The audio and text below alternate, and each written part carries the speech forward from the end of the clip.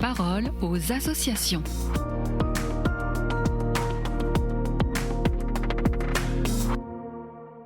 Bienvenue dans la parole aux associations. Aujourd'hui, je suis avec Marielle, la présidente nationale de la jeunesse ouvrière chrétienne. Bonjour Marielle. Bonjour, merci beaucoup pour l'invitation. Alors, vous revenez tout juste d'un temps fort de la JOC, la session des responsables de fédération, la SRF. Est-ce que vous pouvez nous en dire plus ? Alors la SRF, c'est un moment de formation pour les responsables de fédération de toute la France, ce qu'on appelle les fédéraux.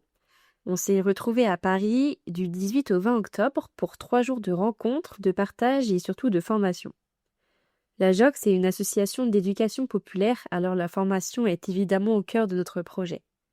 L'idée, c'est qu'entre jeunes, et on est accompagnés, on relise ce qui fait notre vie, on comprenne nos réalités et on agit ensemble. Et qu'on soit acteurs et actrices de transformation dans nos lieux de vie. Et alors, qu'est-ce que vous avez vécu concrètement pendant ces 3 jours ? Alors, il y a eu plusieurs modules de formation. D'abord, selon les responsabilités spécifiques pour les présidents, les trésoriers, les secrétaires de fédération, etc. Ensuite, on a aussi pris le temps de revenir sur les fondamentaux de la JOC, ce qu'on vit ensemble selon nos catégories, qu'on soit privé d'emploi, salarié, alternant, étudiant et scolaire, pour se redire pourquoi on agit ensemble et comment on s'organise collectivement pour mener l'action.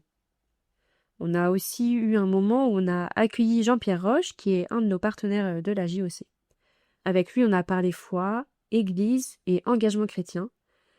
On s'est questionné sur comment notre foi nous pousse à agir là où on vit, avec les jeunes au quotidien. C'était un vrai temps de questionnement personnel et collectif. Alors, il y a aussi eu une visite du quartier de Montmartre. Pourquoi ce choix ?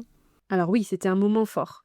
On a voulu découvrir Montmartre autrement, à travers son histoire ouvrière et collective surtout. Donc on a découvert ou redécouvert l'histoire des ouvriers qui travaillaient la pierre et qui ont bâti le quartier, pour commencer. Et ensuite, on a marché sur les pas de l'histoire de la Commune de Paris. Ça a été un vrai moment de lutte sociale, mais aussi d'espérance et d'organisation collective. Et cette marche, elle nous a amenés jusqu'au Sacré-Cœur qui a été construit après la Commune de Paris. Donc ce lien entre histoire ouvrière, mémoire populaire et histoire religieuse, ça nous a beaucoup interpellés. C'était fort, symbolique et humain. Alors, vous parlez beaucoup de formation. Pourquoi est-ce que c'est si central à la JOC ? Parce qu'à la JOC, on est un mouvement d'éducation populaire, comme je le disais en introduction. Et quand on dit éducation populaire, c'est une façon de dire qu'on apprend ensemble.